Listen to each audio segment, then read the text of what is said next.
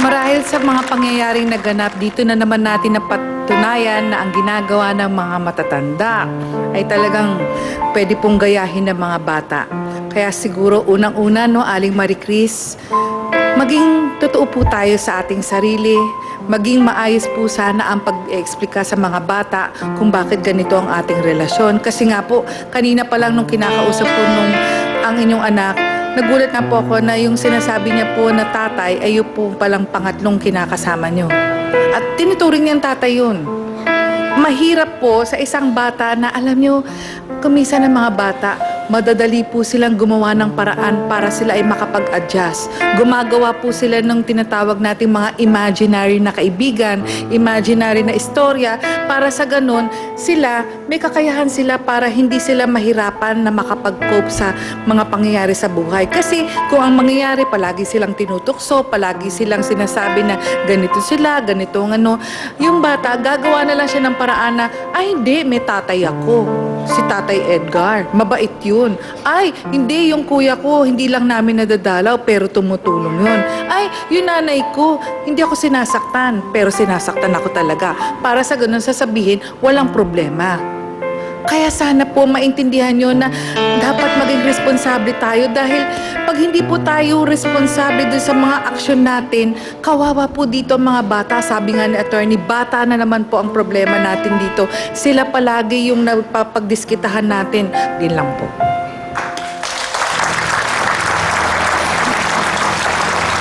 Naniniwala po ako na walang batang ipinanganak na bubo, walang batang ipinanganak na masama kaagad, walang batang pinanganak na bully kaagad.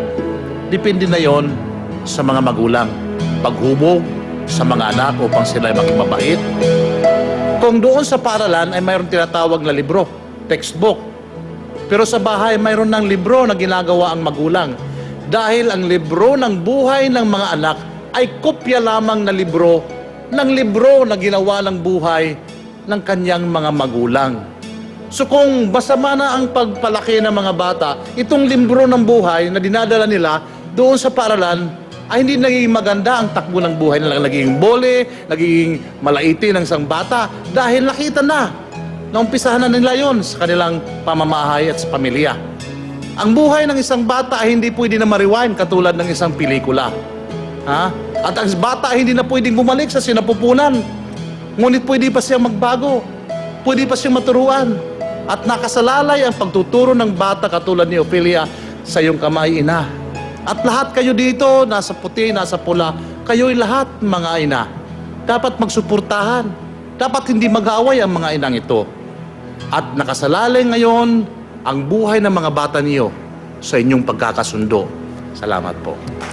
Thank you po sa ating trio tagapayo. Siguro naman po, Ate Rosaline at Ate Shirley, matapos niyong marinig kung ano yung pinagdadaanan ni Ate Marie Chris at ng kanyang anak na si Ophelia, ng buong pamilya nila, napaisip kayo kung gaano kayo kaswerte kumpara sa kanya. Hindi ko sinasabing sang-ayon ako sa mga nagawa ni Ate Marie Chris at ng kanyang anak, pero mas meron silang malalim na problemang dapat pagtuunan ng pansin. Kayo na mas nakakaunawa, kayo na mas nakakapagbigay ng pasensya, habaan niyo pa yun. At sana nga, matapos ang naging pag-uusap natin dito, mas magsama-sama kayong apat, hindi sa pag-iinom, hindi sa pag-videoke, kundi sa kung papaano magabayan ang mga anak ninyo. So ang hiling ko lang, sana mas lawakan niyo pa yung pangunawa kay Ophelia. Mas lawakan niyo pa yung pagtsatsaga ninyong magpaliwanag sa inyong anak na wag nang patulan si Ophelia. Naunawain na lang. Maasahan ba namin yon, Ate Rosaline at Shirley? Opo. At Ate Marie Chris, alam mo naman siguro kung paano masusolusyonan tong problemang ito, hindi ba? Paano? Tuturuan ko na lang po yung anak ko. So paano na ngayon itong dalawang nanay na pareho ang anak-anak nila, sinaktan mo? Hingi na lang po ako ng sorry sa kanila, ma'am. Kung mapapatawad po nila ako. Sorry na. wala na yung anak ko dito, masakit sa akin. Kaya yung anak ko Sa iyo, anak, di ba? wala na yung anak ko dito, kaya tigil nyo na yan. Yung mga salita na hindi maganda. Gabayan mo yung anak mo, hindi yung alak ka lang ng alak. Kasi yung anak mo matalino yan pag natuturuan eh. Ha? Masakit nga naman yun para kay Ate Rosalie na ang kanyang anak. Sinakripisyo na niya na dun punta sa probinsya kasama ang lola. At tama nga naman din, Ate Maricris, na mahirap din yung anak ka ng anak tapos hindi mo rin naman naaalagaan o nagagabayan sila, natututukan.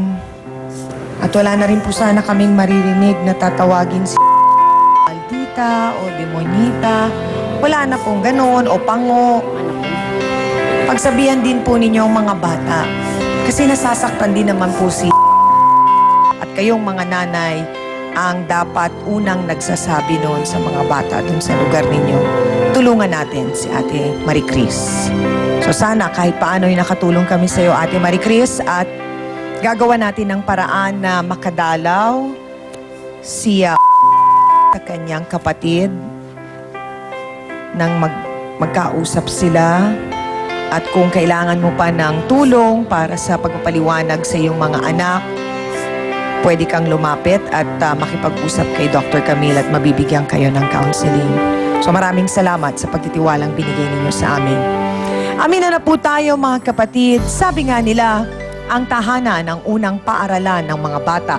Kaya dito dapat nila makita ang pagmamahalan at pagtutulungan at yung tamang pakikipagkapwa-tao. At kapag sila po ay tumungtong na sa paaralan, mas mahahasa at lalawak po ang karunungan na kanilang makukuha kung sila po ay ginagabayan at tinututukan. Kaya napakahalaga na bigyan sila ng panahon na kausapin at kamustahin para magkaroon po ng isang matibay na pundasyon ng tahanan. At ang mga magulang bilang mga unang guro o unang tagapagturo sa inyong mga anak, dapat po na magpakita tayo ng tamang ehemplo kung paano maging isang mabuting mamamayan. At para po sa ating face-to-face at heart-to-heart thought for the day, ang mga pinakamahalagang aral sa buhay ay nagsisimula sa isang payapang tahanan na puno ng pagmamahalan. Maraming salamat po sa inyong lahat sa pagtutok po ninyo mga kapatid at sa aking co-host siyempre pa na si Hans Mortel. Sa Dance Squad, kina B1 at B2. Sa ating pinakamamahal na trio tagapayo, ang ating mga sausawero at sausawera sa Broadway Studio at syempre sa lahat ng mga nakatutok sa atin araw-araw. Salamat po ng marami at sa ating mga bisitang nagpaunlak po ngayong umaga. Maraming salamat din po. Huwag po ninyong kalilimutan tuwing Sabado 10:30 ng umaga ang Untold Stories mula sa Face to Face at syempre pa ang Good Morning Club mula 5 in the morning hanggang 7:30 po dito sa Kapatid Network. Muli ako po ang inyong pambansang kapitan, ang inyong Chang Ami na lagi nagpapaalala ang problema. Pwede mong tawanan pero hindi mo yan dapat talikuran. Kaya kung may problema ka, harapin mo, pag-usapan natin yan. Para po sa inyo to mga kapatid. Totoo talaga ang kasabihan na first love never dies? Pero may ibang pinakasalan. Inagaw po ninyo. Alam niya na po na may gusto ko sa asawa niya. Kaya nadamay ang mga anak na nagmamahalan. Pinikot kayo. Pinipikot nyo rin si Eric. Hindi ako papayag na yung anak ko mapunta rin sa anak niya. Sa usapan ng pananagutan, makakalaban ba ni Chang ang tradisyong pinaniniwalaan? Ako ma'am, isang Muslim. Pag nagalaw yung anak ko, pwede ko ipa-dakip sirik. Face to Face, 10:30 a.m. Dito lang sa TV5.